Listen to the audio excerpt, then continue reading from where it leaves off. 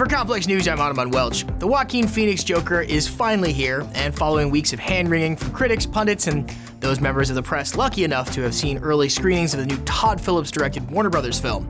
Part of the momentum behind the release comes from Phoenix's performance as Arthur Fleck, and the transformation he underwent, losing 52 pounds to get into peak Slenderman physique. The other part of the thrust comes from Todd Phillips, directing as a filmmaker who's best known for comedies like Old School and the Hangover series.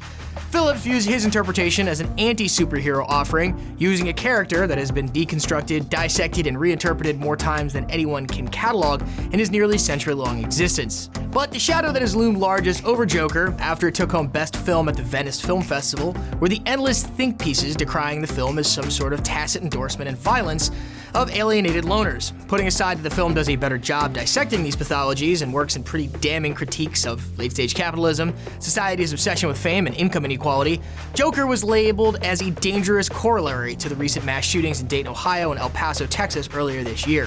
Phillips told Complex about his intention of setting the Joker loose in this universe of urban decay and the neglect that comes to those who most need it. What would this look like? What does it look like if you take a character from the comic book world, if you take Joker and you really strip it down and take away the CG and take away the Batmobiles and flying people and exploding buildings and just do a deep dive character study with a great actor? Warner Brothers had to go as far as to release a statement declaring that, quote, "Gun violence in our society is a critical issue, and we extend our deepest sympathy to all victims and families impacted by these tragedies. Our company has a long history of donating to victims of violence, including Aurora, Colorado, and in recent weeks, our parent company joined other business leaders to call on policymakers to enact bipartisan legislation to address this epidemic. At the same time, Warner Brothers believes that one of the functions of storytelling is to provoke difficult conversations around complex issues. Make no mistake, neither the fictional character Joker nor the film is an endorsement of real-world violence of any kind. It is not the intention of the film, the filmmakers, or the studio to hold this character up as a hero." Now that came in the wake of families from Aurora, Colorado writing an open letter to Warner Brothers detailing their deep concern over the film. Joker will actually not be shown at the Aurora Theater, where a gunman killed 12 during a screening of The Dark Knight Rises in 2012.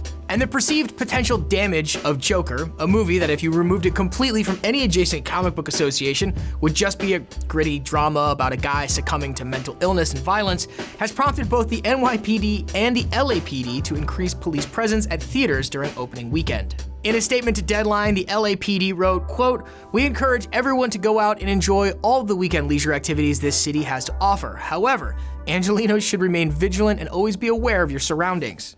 According to a September 18th email obtained by Gizmodo, an earlier warning came from an FBI bulletin about recent online activity involving incels, extremists who idolize the Joker character. The US military has warned service members about the potential for a mass shooter at screenings. The US Army confirmed on Tuesday that the warning was widely distributed after social media posts related to extremists classified as incels were uncovered by intelligence officials at the Federal Bureau of Investigation. A spokesman for the US Army told Gizmodo that the email was sent as a precautionary measure, and that officials were not aware of any specific attack plots. Meanwhile, Landmark Theaters, which owns 52 theaters in 27 markets, has extended its ban on masks and toy weapons to include all costumes during Joker's theatrical run. The company declined to comment on its operating procedures, but the policy mentions the film specifically, saying, "We want all our guests to enjoy the Joker for the cinematic achievement that it is, but no masks, painted faces, or costumes will be permitted into our theaters." So, taking into consideration that it's somehow easier to freak out about imagined hypotheticals of gun violence as opposed to, say, the NRA, or I don't know, taking on common sense gun reform or mental illness, the federal government wants you to watch out for incels. Got it. So how has the cast been weathering the promotional rollout of Joker? Well, if you're Joaquin Phoenix, you stay unshakably on brand and walk out mid-interview when you're asked a question that's somehow beneath you. And if you're director Todd Phillips, you come out swinging in defense of your work. He's been vocal about calling out the manufactured controversy as exactly just that. Isn't it good to have these discussions about these movies, about violence? Why is that a bad thing if the movie does lead to a discourse about it? He asked, later explaining his assessment of the controversy as being much broader than the usual left-right split. He proposed that in general, outrage is a commodity and has been a commodity for a while. Going even further in defending the film and its depiction of real-world violence, Phillips was asked by the Associated Press about the recent swath of talk in which the film is posited as some kind of quasi-endorsement of a violent ideology. As Phillips explained, he doesn't feel that this is apt. Furthermore, he's confused as to why the John Wick franchise, for example, isn't met with the same pushback. The Joker still takes place in a fictional world, he said. It can have real-world implications and opinions, but it's a fictional character in a fictional world that's been around for 80 years. The one that bugs me more about the toxic white male thing is when you go, oh, I just saw John Wick 3. He's a white male and he kills 300 people and everybody's laughing and hooting and hollering. Why does this movie get held to different standards? It honestly doesn't make sense to me.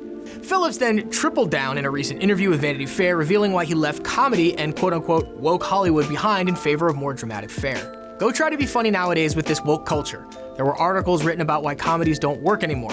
I'll tell you why. Because all the fucking funny guys are like, F this shit, because I don't want to offend you. It's hard to argue with 30 million people on Twitter. You just can't do it, right? So you just go, I'm out. I'm out, and you know what? With all my comedies, I think that what comedies in general all have in common is they're irreverent. So I go, how do I do something irreverent but comedy? Oh, I know, let's take the comic book movie universe and turn it on its head with this. And so that's really where that came from.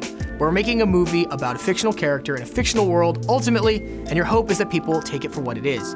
You can't blame movies for a world that is so f***ed up that anything can trigger it. That's kind of what the movie is about. It's not a call to action. If anything, it's a call to self-reflection to society.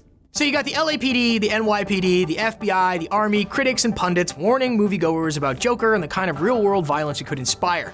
Everyone needs to f***ing relax.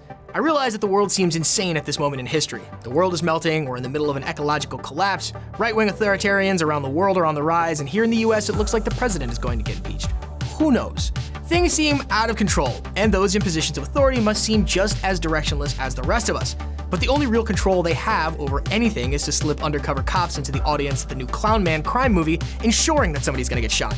It's performative kabuki theater. It's chiming in on an email thread with, sounds good to me, to justify your paycheck. Everybody, please calm the f*** down. And for everything else, subscribe to Complex on YouTube. For Complex News, I'm Hanuman Welch.